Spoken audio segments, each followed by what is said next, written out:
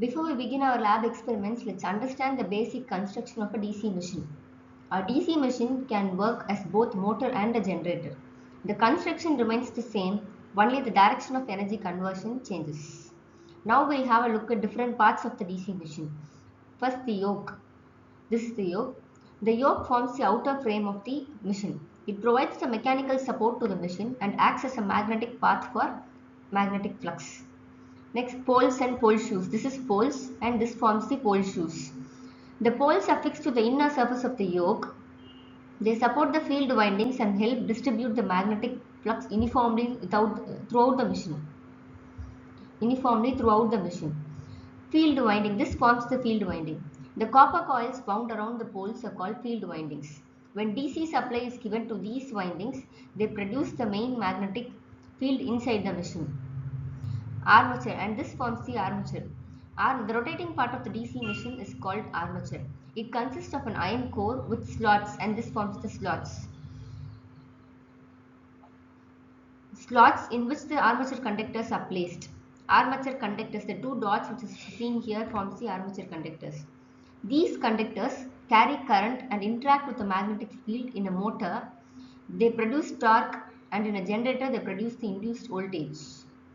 Then commutator, and this forms the commutator section. The commutator is a cylindrical arrangement of copper segments. It acts as a mechanical rectifier. In motor, it ensures the unidirectional torque, while in a generator, it converts internally generated AC into DC at the output terminals. Brushes, and this one forms the brushes. The carbon brushes remain stationary and make sliding contact with the rotating commutator. They transfer the electric current between the external circuit and the rotating armature. Terminal box. The terminal box is where the external electric connections are made for the armature and field windings. As a summary, a DC machine consists of two main parts. One is stator and the rotor. Stator forms the yoke, poles, field windings and terminal box. And the rotating part or the rotor forms the armature, armature conductors, commutator and the shaft. So in our upcoming lab session, we'll identify these parts on an actual DC machine and understand how they work together to convert the electrical energy into mechanical energy or vice versa.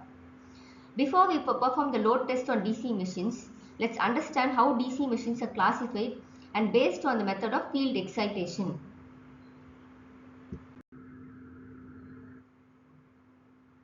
A DC machine may operate either as a motor or as a generator. Based on how the field winding receives its currents, DC machines are classified into separately excited and self-excited. In separately excited DC machine, the field winding receives power from an independent DC source. The armature and the field circuits are supplied separately. The armature is supplied separately and the field winding is supplied separately, allowing independent control of magnetic field. These machines are mainly used in laboratories and special industrial applications where precise speed control is required. Whereas self-excited DC machine, the field winding receives power from the machine itself. Self-excited machines are further classified into series wound, shunt wound and compound wound. In case of shunt machine, the field winding is connected in parallel to the armature winding, and this forms the field winding and this forms the armature winding. Both are connected in parallel. Here the field winding has high resistance and carries small current and produces constant magnetic field. It is often used in lathe, fans, centrifugal pumps, blowers, machine tools. This is one of the machines you will be testing in our laboratory. And DC series machine. The field winding is connected in series with the armature. Here the field winding is connected in series with the armature. The same current flows through both the armature and the field winding. Here again the field winding has low resistance and carries high current. It develops high starting torque, making it suitable for heavy loads. Hence, this machine, series machine, should never be operated without any load. As it operates, it causes some dangerous effects at high speeds. This series machine is used in electric cranes, hoist, lift, traction systems and electric locomotives. We will also perform a load test on this machine in our laboratory experiments. Here next, compound winding combines both series and shunt combination. It has long shunt, short shunt. Here the compound wind machines combine the advantages of both shunt and series. Here if you can notice, you can see the armature winding in series with a field winding. Again a field winding is connected in parallel with this combination. And this kind of machines could be used in elevators, rolling mills, presses, heavy duty industrial drives. With this we'll start our experiment.